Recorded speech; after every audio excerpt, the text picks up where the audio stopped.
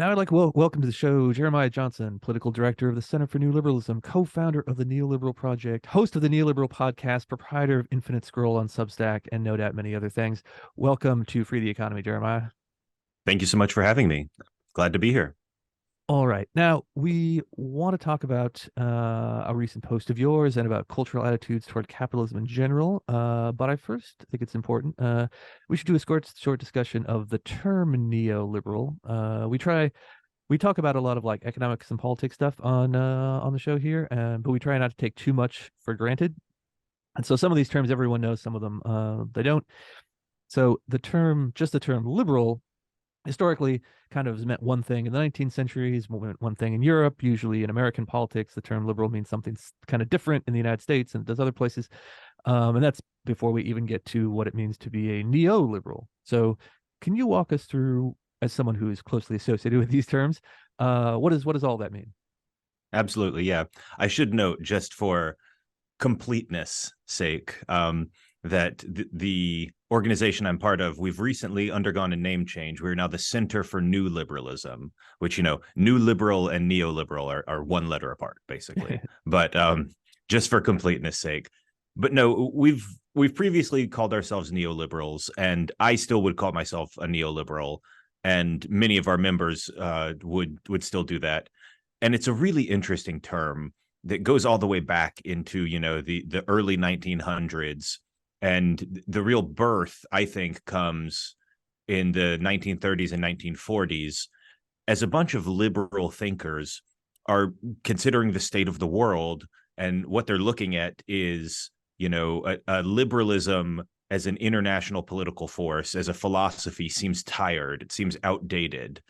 All the energy is with actual, like, Stalinist communism. If you're talking about the 30s and 40s, it's with fascism, actual Nazi fascism. And these seem to be the vibrant ideological movements of the time. And these liberal thinkers got together and held a bunch of conferences about how they needed to revitalize liberalism and how they needed a new liberalism to replace the classical liberalism if they were going to fight off these threats. And so out of, new liberalism, a bunch of them were Germans and Austrians. And so neoliberalism was coined. And, it kind of was an academic term for just a little bit, didn't get a lot of use. Eventually, it was rediscovered as kind of an insult, as kind of a political slur on the left. In the 1970s and 1980s, a bunch of left-leaning academics decided that everything they didn't like about the world was neoliberalism. And we, in the 2010s, kind of decided to reappropriate that. The baseline story is that, after the 2016 primary, where, Trump on one hand and Bernie versus Hillary was this very bitter battle, in the Democratic Party on the other hand. And there were a lot of people who would support Hillary Clinton, and Bernie supporters would call them, well, you're just a neoliberal sellout capitalist pig. And at some level, a bunch of people said, well, if being kind of a moderate Democrat is being a neoliberal, then fine, that's what I am. I'll just take the label and run with it. And so we did. And it turns out that, the kind of nexus of, we are capitalists, but we also support a welfare state and social liberalism and things like that. That was a pretty popular nexus to organize around, and a lot of people identified with that. So it's an interesting case of taking a term that was, used negatively and turning it around, like Meredith Brooks in the 1990s using the word bitch and taking it back as a feminist manifesto, or gay people using the word queer in an affirmative way. We're going to take back that label. Well, and there's a long history of this in politics. The Whigs in the UK. If you think about Whig politics, that was originally kind of an insult. I believe Tory was as well. The Conservatives being called Tories was an insult. Socialist in America, for a long time was the worst thing you could call someone. I mean, back in the 80s and 90s, even being called a liberal was bad. It meant you were a kook all the way to the left, and never mind a socialist. But, there's power in reclaiming things. And so now you see many proud socialist members of Congress. And, I don't agree with their views, but there's a rhetorical power to turning something around and saying, no, actually, I'm proud of that. Well, yeah, and I think just, I mean, one step back even further, we talk about, like you said, in the 70s and 80s, calling someone a liberal in U.S. politics kind of meant that they were like far left wing, or especially during the Cold War, that they were even sort of sympathetic to the communist world, the Soviet sphere of influence. Uh, for me, I think the original like 19th century use of the term liberal, like what did that originally mean? Obviously, it didn't mean the same thing as like left wing politics in the 1970s in the United States. Uh, you know, to me, it was always about kind of rolling back privileges, moving from a society where there's like a king and aristocrats and, you have special legal privileges based on how you were born or your inherit titles and things like that, that that the liberals were about like leveling the playing field, treating everyone as equals, abolishing these like special rights and privileges, and that Yeah, I there think was this sort of there's a real social sense. equality Yeah, there. I think there's a real sense in which you can say the history of liberalism is a battle against unearned power. And in the original liberals were fighting against the landed gentry, the aristocratic class who controlled everything, and often, usually even, they were from that landed gentry themselves and were just more intellectually honest with themselves about the way the system worked. And as liberalism progressed, that kind of ceased to be the most important fight. The next unjust concentration of power, what I would say, came again in the 1930s and 40s with the rise of totalitarian states, that the Soviet Union and Nazi Germany and fascism in other countries. That was kind of the next wave of, okay, well, where is there an unjust concentration of power that liberalism needs to fight against? And I think one of the powerful things about liberalism as a political philosophy, in its grand sweep of history kind of sense, is that it's very adjustable. It doesn't have to be fixated on the same enemy for all of its history. It's just looking for, where are there unjust concentrations of power, unearned power, that we should be fighting against. And that's always going to be up for debate. Some people, left-leaning liberals, will say that monopoly power is one of those things. Right-leaning liberals will say more the bureaucratic state. And at different points in time, they will both potentially have cases to make. Mhm.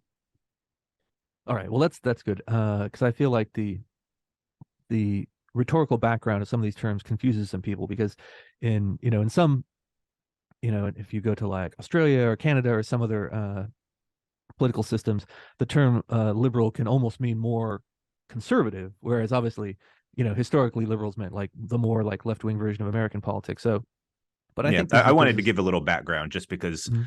the 10-second version is, in America we are center left pro-capitalist Democrats for the most part.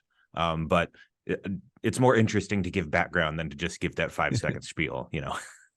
Yeah, no, that's good. People love hearing that. So, but to bring us to the big fun topic of today. So one thing caught my eye recently is one of your Substack posts, Ugh, Capitalism. That's the actual title, about the way some commentators blame everything that's sort of terrible under the sun about modern society on the existence of a market economy. So anytime there's something they don't like, they're annoyed by, they're like, oh, it must be capitalism. So you call this the laziest form of persuasion on the internet, which is, there's a lot of competition for that because there's a lot of lazy forms, but it may be true.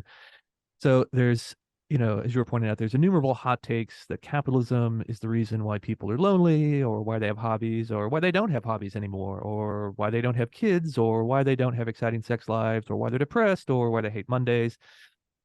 What's the cultural background to all this? Like, when did people start eye rolling about capitalism for every possible topic? I think what's important to remember here, or to kind of consider, is that this is not something that's happened in isolation. This has kind of been going on forever, I think, just with different convenient targets as kind of the center of the complaint. So I grew up in the 90s. I was a 90s kid. And one of the things I remember about kind of the teen movies from when I was growing up was that one of the stereotypes is like a stoner hanging around a mall and, kind of talking about how the man is out to get him. And, God, the man's got me down. And, this goes back to the things that I watched when I was a kid. It goes back to blaxploitation films of like the 60s and 70s and vague complaints about the man, who is never really defined. It's just the system or the government or society or something like that. But the man is always trying to keep you down. And that kind of generalized complaint, I think, has basically existed forever. And it just, we slide in different things that that may, according to what's kind of cool in the culture, what kind of viewpoint is kind of ineffably cool via cultural commentary. We slide in different things as to what's going to be the central complaint. And right now it seems to be capitalism. There's a lot of status to be gained if you just kind of shrug your shoulders at what's going on in the world and say, capitalism, what are you going to do? Well, I mean, it's interesting for a couple of reasons. So if you go back a little farther in, American pop culture history, say you go to like the 1950s, and so who were the cool people then? Well, maybe it was like people who were in motorcycle gangs, people who were like beatniks, people who were sort of countercultural in some way. And they would say like, well, who are you? Who's the man? Well, maybe the cops in your local town, maybe they're the man. The government, local shopkeepers, whoever is living this sort of non fun, non cool, non hip, petit bourgeois, lifestyle. Like they're the people who are trying to enforce boring norms on you and make you not live your like fun, happy, exciting life. And so there's maybe a reason why the like the man is keeping me down is a more youth focused complaint. Yeah, well, I mean, you can go all the way back to like Rebel Without a Cause, where a lot of this kind of like antisocial behavior as cool as cool factor kind of originated. Yeah, before there was antisocial social club, there were these guys in the 1950s. So one other aspect about this is that a lot of people, when they say capitalism, they use the term late capitalism or late stage capitalism when they're talking about things they find weird or absurd about modern society, or especially when there's like new products or marketing from corporations they think are annoying or stupid, or dystopian, another popular term. But we should be clear that these are explicitly Marxist terms. Like the background to these phrases certainly comes from Marxist theory. And so we don't have to be Joe McCarthy finding communists under every bed to know that that is like where that phrase comes from, the term late capitalism. And so you've got various political writers and like left-leaning political theorists from Marx all the way up to the present day, all through the 20th century, who've used phrases like this or that exact phrase. But it presupposes that society is fated to go through various cycles of evolution and revolution. And there's a progression to history. This is part of the dialectic of history. And that if we're in a late stage of capitalism, then that is preceding a higher evolution towards, traditional theory, eventually towards communism, but at least towards something else or something better. Or, if the later the stage of capitalism is, the closer we assume it is to ending, right? Because the later it is, the closer it is to the end. So I doubt most people who use the phrase late capitalism have read a lot of 20th century Marxist theory. I mean, I don't actually think that they are using it in a Marxist sense. I think, the origins of the phrase, it literally goes back more than 100 years, which is very amusing to me that we've been talking about late capitalism for 100 years now. And our grandchildren will be hearing about it while we're dead. It's later than ever. But I don't think that people use it in that sense. Like when it originated, and I'm not an expert in Marxist theory, so don't take this as gospel, but when it originated, I believe it was more of kind of a technical term. Like they were trying to distinguish early capitalism in like the very early industrial age with kind of what they saw as modern capitalism in the 1910s, 1920s. And they thought those were different kind of modes of production. And it was a more technical term. And like, that's fine. If you're doing Marxist theory and you just want to distinguish between different eras of capitalism, fine. It's all very Hegelian, right? But I think the modern usage, late capitalism, is basically just a way to say like society is collapsing, because one of the trends that is kind of intertwined with capitalism and just vague complaints about capitalism is that on the political left, you basically can't admit that anything is ever going well. You can't admit that society is moving forward, that poverty has ever decreased, that racism or sexism have decreased over time.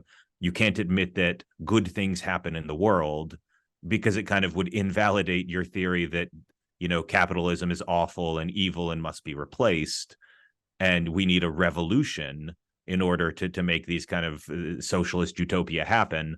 Mm. For that kind of leftist, acknowledging good things about the world is kind of an impossibility if you want to hold on to your theory.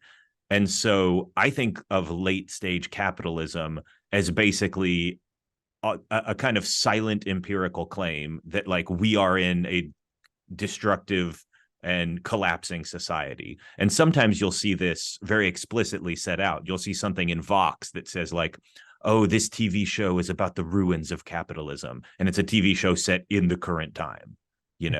Like you could describe this as the ruins of capitalism, but factually, people's lives seem to be getting better all around the world. There are big problems in the world. We've got to fix climate change. We've got to, fix all kinds of stuff. War still exists. But fundamentally, like, fewer people are in poverty. We're making progress on a lot of diseases. The world mostly gets better over time if you look at a kind of a multi-decade, multi-generational approach. The world is better now than it was in 1970, and it was better in 1970 than it was in 1930. And kind of I think the optimistic view of that kind of history just is factually correct to some degree. But yet, but there's some sort of hipster credibility that comes with pretending like everything's getting worse all the time. And I think so. Again, we're sort of slotting this generally into more the the left side, but there's a sort of horseshoe theory here with like right-wing doomerism, where they say, oh well, this is a horrible decadent society, right? They usually don't blame capitalism per se, although some of them do increasingly these days. The But the idea that society is becoming always, like from the left wing side, always more unfair, always more, the pollution's always getting worse, people's health is getting worse, everything's possibly getting worse. And then on the right wing side, you have people who are make their online persona the opposite of that, right? That morals and ethics are getting worse, and that people are falling away from religion and traditional measures of virtue, and that, again, rarely making specific claims, but fostering a general sense of, oh, isn't the world terrible? Isn't it declining all the time? And aren't I the only virtuous person left because I'm the only one pointing out how bad everyone else is?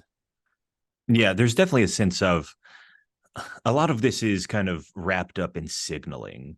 And I'll use the phrase virtue signaling, even though I kind of hate the political connotations that has now. But in a technical sense, like, we are all virtue signaling all the time.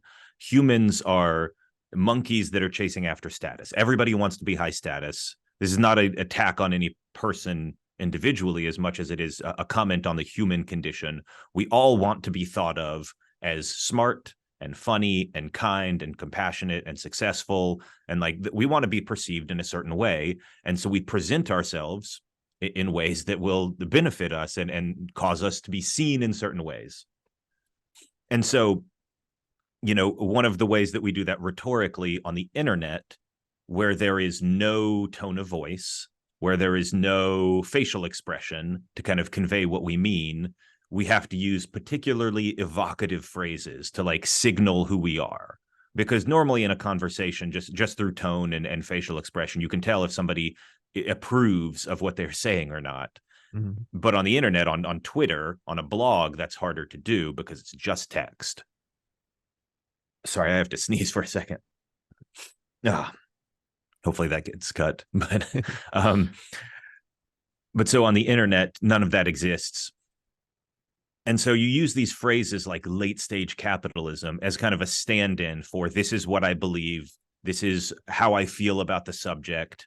It is a very evocative phrase. It conjures up emotions. And I think it's just easier to project negative emotions. Negative emotions are always stronger and travel faster than positive ones. Mhm. And so there's a saying that, a lie can get halfway around the world while the truth is putting on its pants. I Mhm. think the same thing applies to negative and positive emotionality. It's genuinely just much easier to make a negative thing go viral on the internet than it is for a positive, optimistic thing to go viral. So I think that's part of it. And, kind of that game that we all play of signaling status and trying to be part of the cool kids club is definitely a part of why so many people complain about capitalism for so many random things. Because we should be clear, we're not talking about like people who say, well, the market structure of the technology industry is dominated by big firms, and this is a consequence of capitalism. That would be at least related to the economy. They might even be Mhm. right. We're talking about people who are like, well, my dog got sick and capitalism. I'm pretty sure dogs get sick under any economic system, but I guess we'll have to try them all and find out. Well, yeah, the this sort of so in a way, I think this sort of the shorthand of capitalism has become a way of simply talking about the way society functions in general. So if this was actually even this was clearer when I was a kid, when there was still a Soviet Union, when there were basically two big systems, right?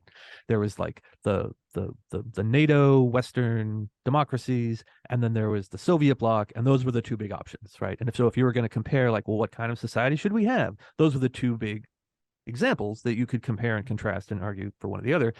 But now we live in the Francis Fukuyama, post end of history, liberal democracy, sort of triumphant, sort of not, where there's we still have say the China versus the US, but it's not quite the same thing as the like one world, two systems from the Cold War era.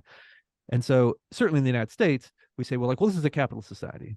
And so well, we have a market-based economy, so we're sort of capitalist in that sense. But when people talk about that being like all of society, then they say, well, anything that happens in this society that I don't like must be the fault of capitalism then, because this is a capitalist society. But that just means that like literally anything that happens in the United States in your life is then the responsibility of capitalism. And I don't think that necessarily follows, but I kind of understand why that becomes the shorthand for anything in society I don't like is the fault of this, since that is sort of how we often talk about as this is the kind of society we have.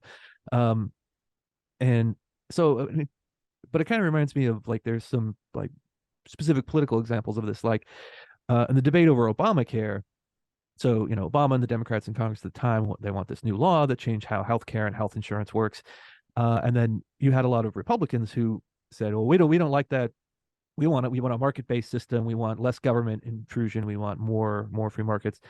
And they sort of got backed into a corner as to defending the then current system in 2010 as this is the free market answer to healthcare.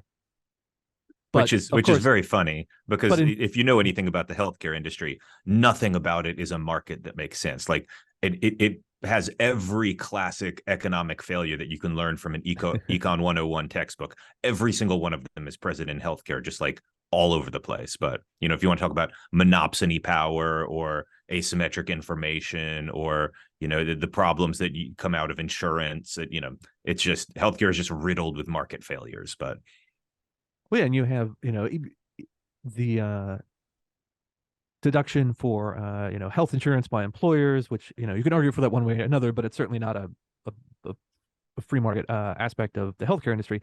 But because there were only kind of two dominant ways for people to talk about it, more government or less government, the sort of anti-Obamacare Republicans got sort of blamed for all of the inefficiencies and all the frustrations of the then current healthcare system. Basically, you had some Republicans who either ended up saying or sort of got backed into a corner saying, oh, well, you can't ruin our perfect, wonderful free market healthcare system with Obamacare. Like, well, no, obviously that's not what was going on there.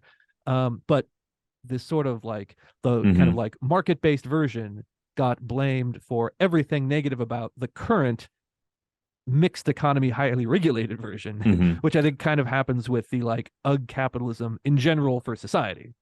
And what's funny there is, the most well-known part of Obamacare is the marketplaces. There's many parts of it that are very market-based.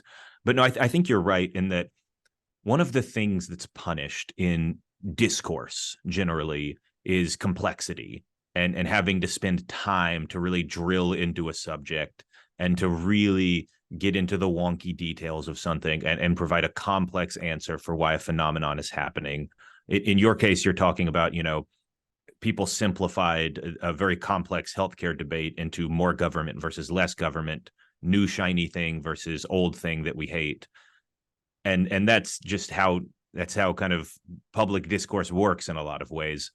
And I think the same thing happens when there are complaints about society that just kind of get shunted into a complaint about capitalism. Because, on the one hand, there's just stuff like, people have a fully generalized complaint about everything in society can be blamed on capitalism, and they talk about ridiculous things like, why are you lonely? Capitalism. Why are people having bad sex right now? Capitalism. Like the list of things that you can make here is truly staggering. But sometimes they are talking about more specific policies. Sometimes they'll talk about, well, the housing shortage, capitalism, inequality, capitalism, prescription drug prices, capitalism. And at least this is an improvement in that at least they're talking about some specific policy. But what they don't want to do is get into, okay, well, there's a housing crisis. Rent is too high in all of our major cities. Why is that happening? What are the technical reasons? How would you model them out? What policy choices would help change that? It's much easier to just say, your rent has gone up a bunch. This is unfair to you. Ugh, capitalism, man. And you can get all the credibility from doing that. You can be a very serious cultural and political commentator, or at least be treated that way. But you don't have to do any hard work. You don't have to understand the phenomenon. And, if you actually examine most of these things, is there a policy solution to most of them? Well, yeah, there's very few problems where we just don't know how to fix it. Has this policy solution actually been implemented somewhere that is also a capitalist society? Almost every single time. Either Japan or Denmark or somewhere has actually figured out how to fix the problem. There is a policy fix. And of course, these are all capitalist countries. Denmark is a capitalist country that has a larger welfare state than the United States.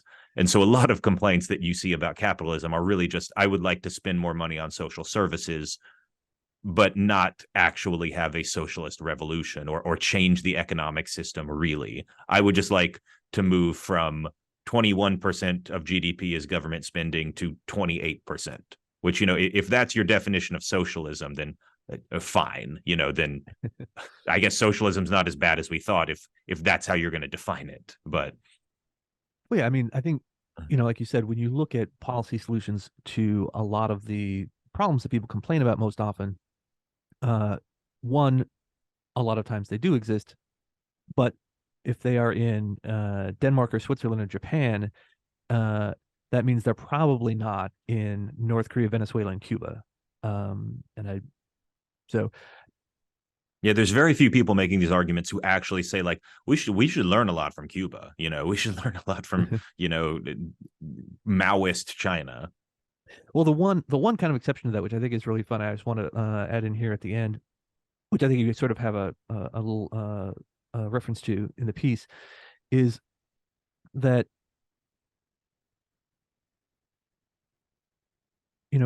there's this one thing you point out that's similar to blaming everything on capitalism is the sort of like wish casting that emerges when people sort of contemplate what would a non-capitalist society look like, or sort of post-capitalist.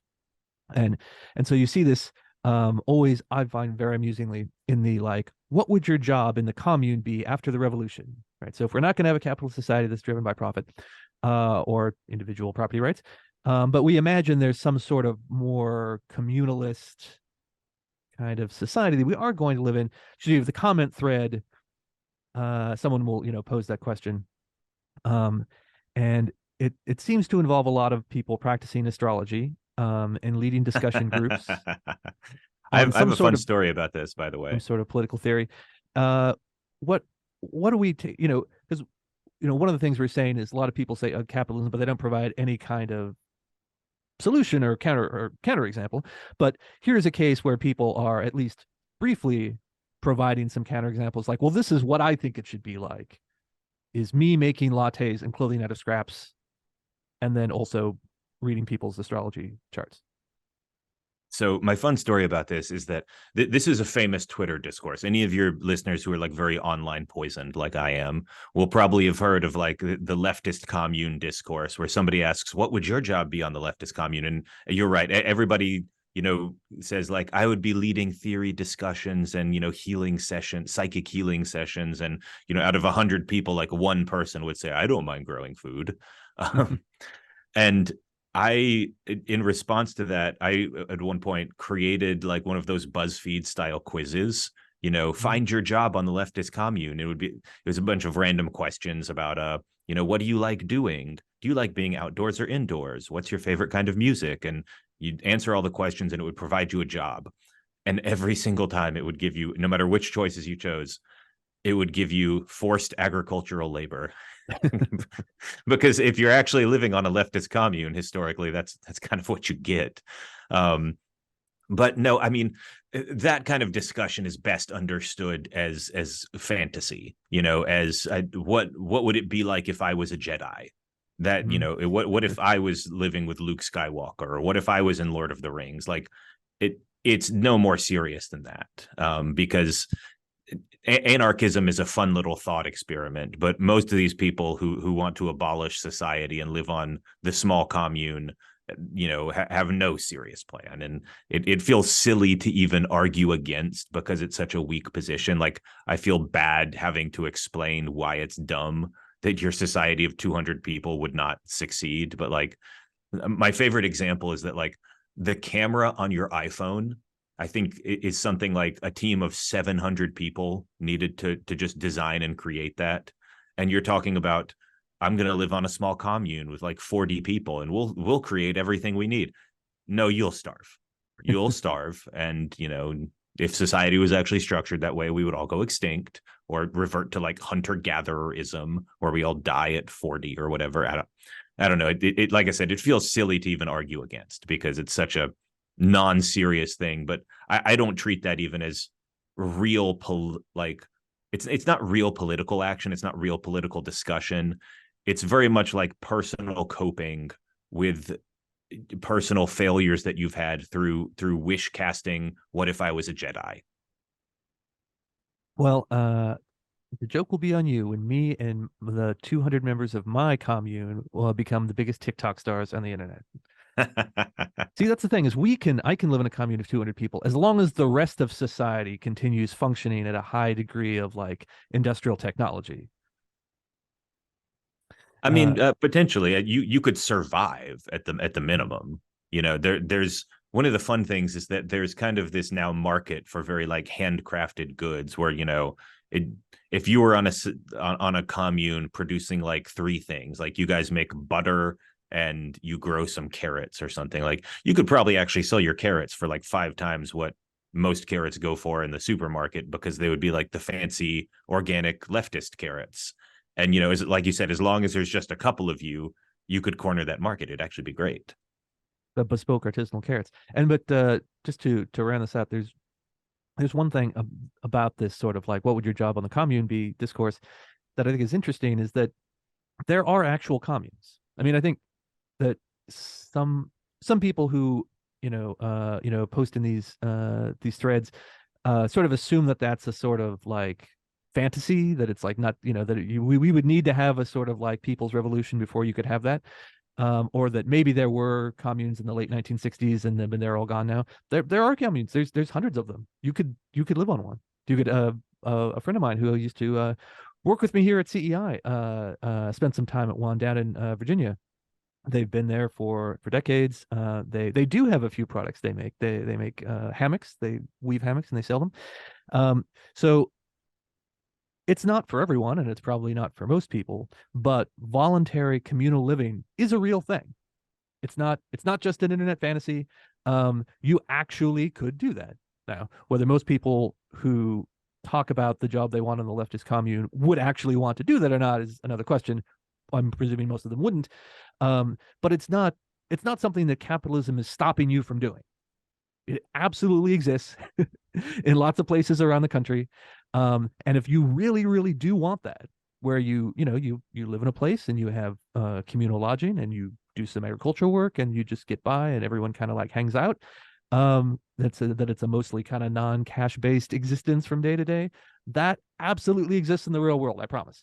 And so for people who feel really strongly about that, I mean, we're sort of poo-pooing this idea, but for people who really do want that, that is the thing that is in the world that exists that you can do.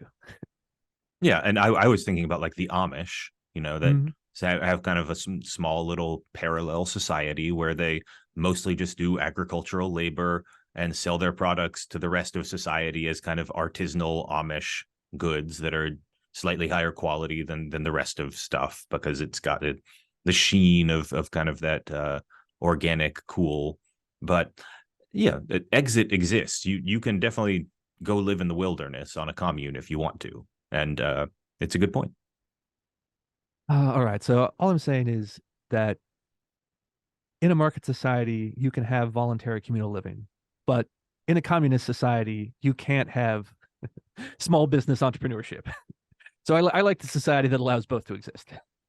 Well, and I mean, look, to kind of bring it back to the theme, which is people complaining about capitalism. A lot of this is just like in my piece, I kind of break this down into three main categories of why I think people do this. There's the status signaling. There's like people who are cultural commentators who just want to be seen as cool. That's number one. Number three is the people who are like have a specific complaint about like a policy, like housing policy, but they just don't realize that it's already been solved in another capitalist country.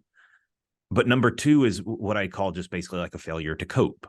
These are people who are just kind of unhappy with their lives generally. They're dysfunctional to some degree.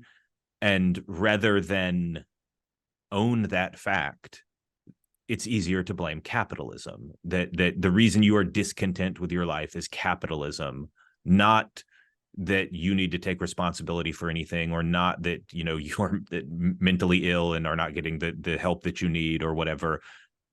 It's easier to blame capitalism. It transforms you from someone who needs to do something into someone who is just a victim and who's waiting on someone else to save them from the capitalism. And I think that's where a lot of this impulse comes from, because again, you should not understand these people as people who seriously want to go move to a leftist commune.